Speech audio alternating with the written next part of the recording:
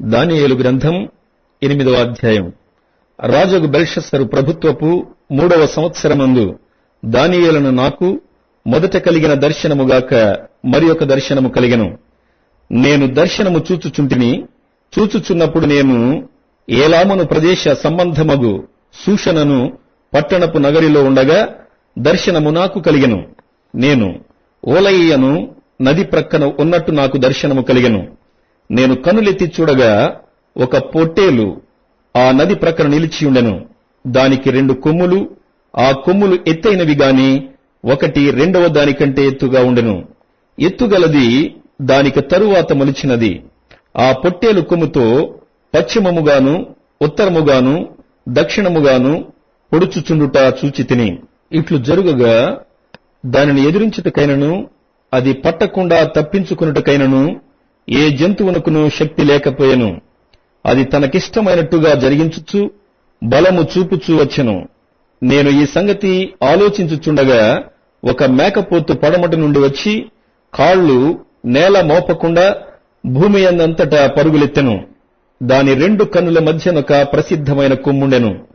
ఈ మేకపోతు నేను నది ప్రక్కన నిలుచుట చూచిన 2 కొమ్ములు గల పొట్టేలు సమీపమునకు వచ్చి భయంకరమైన కోపముతోనూ బలముతోనూ దాని మీదికి ఢీకొని వచ్చెను. నేను చూడగా ఆ మేకపోతు పొట్టేలును కలుసుకుని మిక్కిలి రౌద్రము గలదై దాని మీదికి వచ్చి ఆ పొట్టేలును గెలిచి దాని 2 కొమ్ములను పగలగొట్టెను. ఆ పొట్టేలు దానినెదిరింపలేకపోయినందున ఆ మేకపోతు దానిని నేలను పడవేసి త్రొక్కుచుండెను. దాని బలమును అణచి ఆ పొట్టేలును తప్పించుట ఎవరి చేతను కాకపోయెను. ఆ మేకపోతు అత్యధికముగా బలము చూపుచూ వచ్చెను. అది బహుగా పుష్టి నొందగా దాని పెద్ద కొమ్ము విరిగెను. విరిగిన దానికి బదులుగా 4 ప్రసిద్ధమైన కొమ్ములు ఆకాశపు నలుదిక్కులకు 4 పెరిగెను. ఈ కొమ్ములలో ఒక దానిలో నుండి ఒక చిన్న కొమ్ము మొలిచెను. అది దక్షిణముగాను తూర్పుగాను ఆనంద దేశపు దిక్కుగాను అత్యధికముగా బలిసెను. ఆకాశ సైన్యమునంటునంతగా పెరిగి నక్షత్రములలో కొన్నిటిని పడవేసి కాళ్ల క్రింద అణగద్రొక్కుచుండెను. ఆ సైన్యము యొక్క అధిపతికి విరోధముగా తన్ను హెచ్చించుకుని అనుదిన బల్యర్పణమును నిలిపివేసి ఆయన ఆలయమును పడద్రోసెను.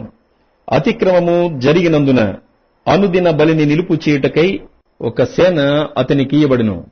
అతడు సత్యమును వ్యర్థపరచి ఇష్టానుసారముగా జరిగించుచు అభివృద్ధి నొందెను. అప్పుడు పరిశుద్ధులలో ఒకడు మాటలాడిగా వింటిని. అంతలో మాటలాడుచున్న ఆ పరిశుద్ధునితో మరి ఒక పరిశుద్ధుడు మాటలాడుచుండెను. ఏమనగా, అనుదిన బలిని గూర్చియు అతిక్రమము జరిగినందున సంభవించు నాశనకరమైన హేయ వస్తువును గూర్చియు కలిగిన ఈ దర్శనము నెరవేరుటకు ఎన్నాళ్లు పట్టుననియు ఈ ఆలయ స్థానమును జన సమూహమును కాళ్ల క్రింద త్రొక్కబడుట ఎన్నాళ్లు జరుగునో అనియు మాటలాడుకునిరి. అందుకతడు 2300 దినముల మట్టుకే అని నాతో చెప్పెను. అప్పుడు ఆలయ పవిత్రతను గూర్చిన తీర్పు తీర్చబడును. దానియేలును నేను ఈ దర్శనము చూచితిని. దాని తెలుసుకొనదగిన వివేకము పొందవలనని ఉండగా మనుష్యుని రూపము గల ఒకడు నా ఎదుట నిలిచెను. అంతటా ఓలయి నదీ తీరముల మధ్య నిలిచి పలుకుచున్న ఒక మనుష్యుని స్వరము వింటిని. అది గబ్రియేలు, ఈ దర్శన భావమును ఇతనికి తెలియజేయుమని చెప్పెను. అప్పుడతడు నేను నిలుచున్న చోటునకు వచ్చెను. అతడు రాగానే నేను మహాభయముంది సాష్టాంగపడితిని. అతడు, నరపుత్రుడా, ఈ దర్శనము అంత్యకాలమును గూర్చినదని తెలుసుకొనమనెను. అతడు నాతో మాటలాడుచుండగా నేను గాఢ నిద్ర పట్టినవాడనై నేలను సాష్టాంగపడితిని గనుక అతడు నన్ను పట్టుకుని లేవనెత్తి నిలవబెట్టెను. మరియు అతడు, ఉగ్రత సమాప్తమైన కాలమందు కలుగబోవునట్టి సంగతులు నీకు తెలియజేయుచున్నాను. ఏలయనగా అది నిర్ణయించిన అంత్యకాలమును గూర్చినది. నీవు చూచిన 2 కొమ్ములు గల ఆ పొట్టేలున్నదే, అది మాదీయుల యొక్కయు పారసీకుల యొక్కయు రాజులను సూచించుచున్నది. బొత్సుగల ఆ మేకపోతు గ్రీకుల రాజు. దాని 2 కన్నుల మధ్యనున్న ఆ పెద్ద కొమ్ము వారి మొదటి రాజును సూచించుచున్నది. అది పెరిగిన పిమ్మట దానికి బదులుగా 4 కొమ్ములు పుట్టినవి గదా. 4 రాజులు ఆ జనములో నుండి పుట్టుదురుగాని వారు అతనికున్న బలము గలవారుగా ఉండరు. వారి ప్రభుత్వము యొక్క అంతములో వారి అతిక్రమములు సంపూర్తి అగుచుండగా క్రూర ముఖము గలవాడును యుక్తి గలవాడునయుండి ఉపాయము తెలుసుకొను ఒక రాజు పుట్టును. అతడు గెలుచును గాని తన స్వబలము వలన గెలవడు. ఆశ్చర్యముగా శత్రువులను నాశనము చేయుటయందు అభివృద్ధి పొందుచు ఇష్టమైనట్టుగా జరిగించుచు బలవంతులను అనగా పరిశుద్ధ జనమును నశింపజేయును. మరియు అతడు ఉపాయము కలిగిన వాడై మోసము చేసి తనకు లాభము తెచ్చుకొనును. అతడు అతిశయపడి తన్ను తాను హెచ్చించుకొనును. క్షేమముగానున్న కాలమందు అనేకులను సంహరించును.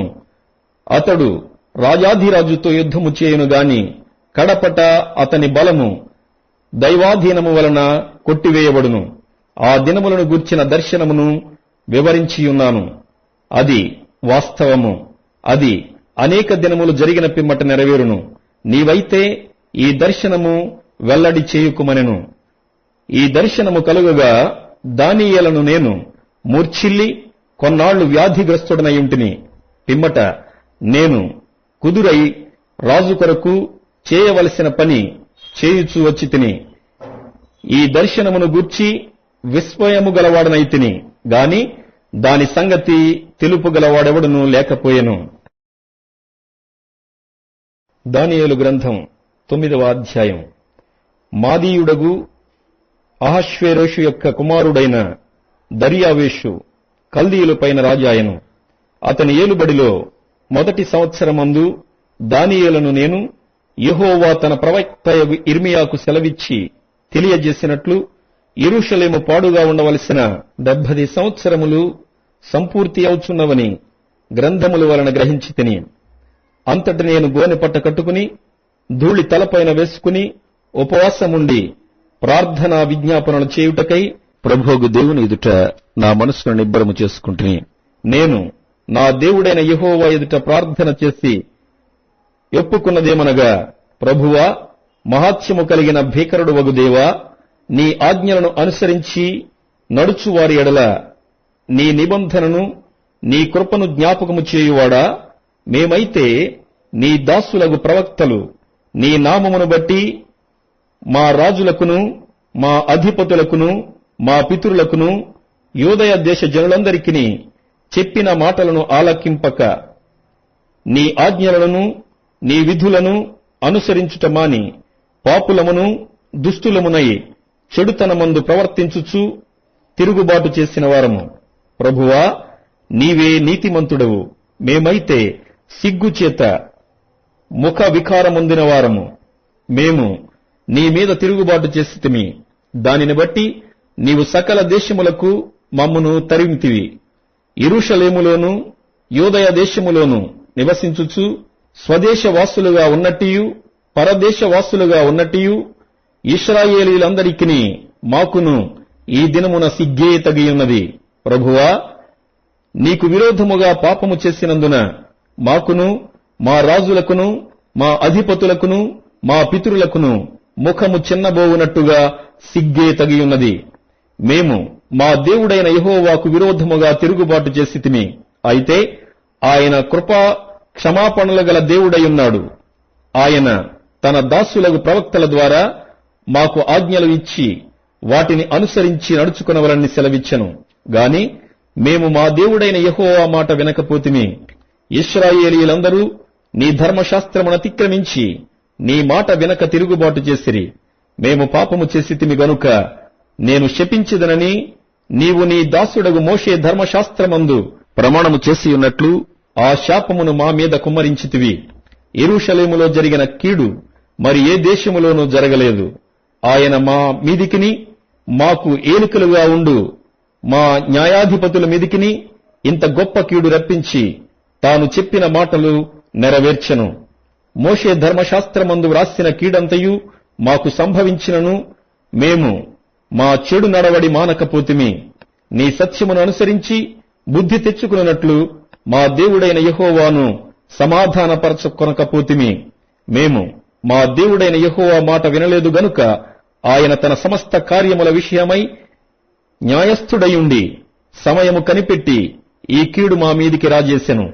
ప్రభువా, మా దేవా, నీవు నీ బాహుబలము వలన నీ జనమును ఐగుప్తులో నుండి రప్పించుట వలన ఇప్పటి వరకు నీ నామమునకు ఘనత తెచ్చుకుంటివి.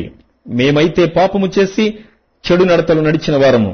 ప్రభువా, మా పాపములను బట్టియు మా పితరుల దోషమును బట్టియు యెరూషలేము నీ జనుల చుట్టూనున్న సకల ప్రజల ఎదుట నిందాస్పదమైనది. యెరూషలేము నీకు ప్రతిష్ఠితమైన పర్వతము. ఆ పట్టణము మీదికి వచ్చిన నీ కోపమును నీ రౌద్రమును తొలగనిమ్మని నీ నీతి కార్యములన్నిటిని బట్టి విజ్ఞాపనము చేసుకొనుచున్నాను.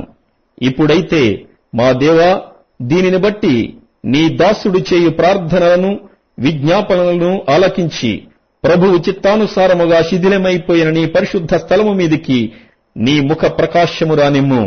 నీ గొప్ప కనికరములను బట్టియే మేము నిన్ను ప్రార్థించుచున్నాము గాని మా స్వనీతి కార్యములను బట్టి నీ సన్నిధిని నిలువబడి ప్రార్థించుటలేదు. మా దేవా, చెవియొగ్గి ఆలకింపుము. నీ కన్నులు తెరిచి నీ పేరు పెట్టబడిన ఈ పట్టణం మీదికి వచ్చిన నాశనమును, నీ పేరు పెట్టబడిన ఈ పట్టణమును దృష్టించి చూడుము. ప్రభువా, ఆలకింపుము. ప్రభువా, క్షమింపుము. ప్రభువా, ఆలస్యము చేయక చెవియొగ్గి నా మనవి చిత్తగించుము. నా దేవా, ఈ పట్టణమును ఈ జనమును నీ పేరు పెట్టబడినవే. నీ ఘనతను బట్టియే నా ప్రార్థన వినుమని వేడుకుంటుని. నేను ఇంకా పలుకుచు ప్రార్థన చేయుచు పవిత్ర పర్వతము కొరకు నా దేవుడైన యెహోవా ఎదుట నా పాపమును నా జనము యొక్క పాపమును ఒప్పుకొనుచు నా దేవుని విజ్ఞాపన చేయుచునుంటిని. నేను ఈలాగున మాటలాడుచు ప్రార్థన చేయుచునుండగా మొదట నేను దర్శనమందు చూచిన అతి ప్రకాశమానుడైన గబ్రియేలును ఆ మనుష్యుడు సాయంత్రపు బలి అర్పించు సమయమున నాకు కనబడి నన్ను ముట్టెను. అతడు నాతో మాటలాడి ఆ సంగతి నాకు తెలియజేసి ఇట్లనెను, దానియేలు, నీకు గ్రహింప శక్తి ఇచ్చుటకు నేను వచ్చితిని. నీవు బహుప్రియుడువు గనుక నీవు విజ్ఞాపనము చేయనారంభించినప్పుడు ఈ సంగతిని నీకు చెప్పుటకు వెళ్లవలనని ఆజ్ఞ బయలుదేరెను. కావున ఈ సంగతిని తెలుసుకుని నీకు కలిగిన దర్శన భావమును గ్రహించుము. తిరుగుబాటును మాన్పుటకును, పాపమును నివారణ చేయుటకును, దోషము నిమిత్తము ప్రాయశ్చిత్తము చేయుటకును, యుగాంతము వరకు నుండునట్టి నీతిని బయలుపరచుటకును, దర్శనమును ప్రవచనమును ముద్రించుటకును, అతి పరిశుద్ధ స్థలమును అభిషేకించుటకును, నీ జనమునకును పరిశుద్ధ పట్టణమునకును 70 వారములు విధింపబడెను. యెరూషలేమును మరలా కట్టించవచ్చునని ఆజ్ఞ బయలుదేరిన సమయం మొదలుకుని అభిషక్తుడగు అధిపతి వచ్చు వరకు 7 వారములు పట్టునని స్పష్టముగా గ్రహించుము. 62 వారములు తొందరగల సమయములందు పట్టణపు రాచవీధులను కందకములను మరలా కట్టబడును. ఈ 62 వారములు జరిగిన పిమ్మట ఏమీయూ లేకుండా అభిషక్తుడు నిర్మూలము చేయబడును. వచ్చునట్టి రాజు యొక్క ప్రజలు పవిత్ర పట్టణమును పరిశుద్ధ ఆలయమును నశింపచేయుదురు. వాని అంతము హఠాత్తుగా వచ్చును మరియు యుద్ధ కాలాంతము వరకు నాశనము జరుగునని నిర్ణయింపబడెను. అతడు 1 వారము వరకు అనేకులకు నిబంధనను స్థిరపరచును. అర్ధవారమునకు బలిని నైవేద్యమును నిలిపివేయను. హేయమైనది నిలుచు వరకు నాశనము చేయువాడు వచ్చును. నాశనము చేయువానికి రావలనని నిర్ణయించిన నాశనము ముగించు వరకు ఇలాగున జరుగును. కీర్తనల గ్రంథం 139వ కీర్తన. నా అంతరంద్రియములను నీవే కలగజేసితివి. నా తల్లి గర్భమందు నన్ను నిర్మించిన వాడవు నీవే. నీవు నన్ను కలగజేసిన విధము చూడగా భయమును ఆశ్చర్యమును నాకు పుట్టుచున్నవి. అందును బట్టి నేను నీకు కృతజ్ఞతాస్తుతులు చెల్లించుచున్నాను. నీ కార్యములు ఆశ్చర్యకరములు. ఆ సంగతి నాకు బాగుగా తెలిసియున్నది. నేను రహస్యమందు పుట్టిన నాడు భూమి యొక్క అగాధ స్థలములలో విచిత్రముగా నిర్మింపబడిన నాడు నాకు కలిగిన ఎముకలును నీకు మరుగై ఉండలేదు. నేను పిండమునయ్యుండగా నీ కన్నులు నన్ను చూచెను.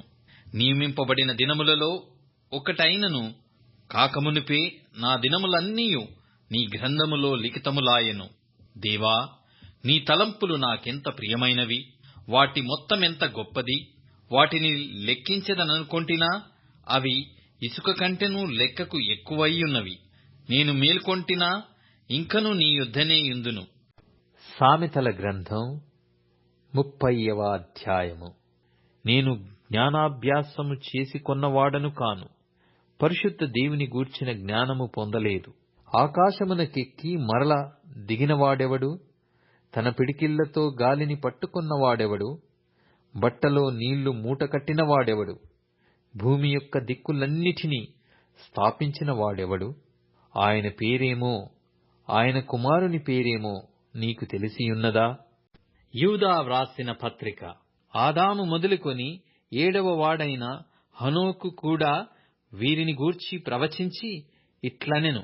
ఇదిగో, అందరికిని తీర్పు తీర్చుటకును వారిలో భక్తిహీనులందరును భక్తిహీనముగా చేసిన వారి భక్తిహీన క్రియలన్నిటిని గూర్చియు, భక్తిహీనులైన పాపులు తనకు విరోధముగా చెప్పిన కఠినమైన మాటలన్నిటిని గూర్చియు వారిని ఒప్పించుటకును ప్రభువు తన వేవేల పరిశుద్ధుల పరివారముతో వచ్చెను. వారు తమ దురాశల చొప్పున నడుచుచు లాభము నిమిత్తము మనుషులను కొనియాడుచు సణుగువారును తమ గతిని గూర్చి నిందించువారునై యున్నారు.